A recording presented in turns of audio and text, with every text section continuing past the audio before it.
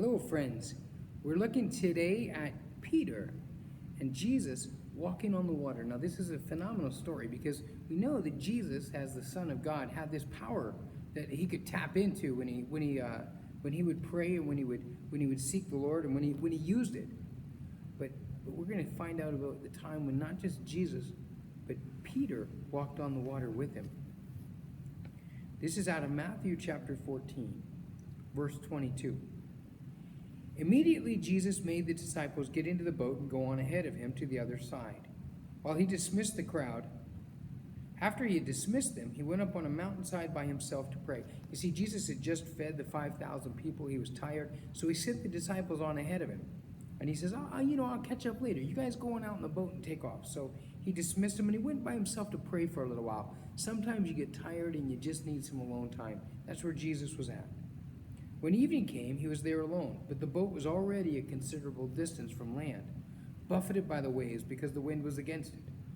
During the fourth watch of the night, Jesus went out to them, walking on the lake. When the disciples saw him walking on the lake, they were terrified. "It's a ghost," they said, and cried out in fear. Well, they wouldn't have any reason to believe it was anything else. If you saw somebody come walking towards you on the water, what would you think? I would be afraid. So they were frightened. But Jesus immediately said to them, "Take courage. It is I. Don't be afraid." So he calms them down. "Guys, it's me. It's Jesus. You know me." "Lord, if it's you," Peter replied, "tell me to come to you on the water." Now, Jesus knew Peter. He knew Peter. He knew Peter's strengths and he knew Peter's weaknesses. But listen to what Peter says to him. "Lord, if it's you, tell me to come to you." Well, it was him, so he just does what Peter tells him. "Well, it is me, Peter. Come." Then Peter got down out of the boat, walked on the water, and came toward Jesus. But when he saw the wind, he was afraid, and beginning to sink, cried out, "Lord, save me!"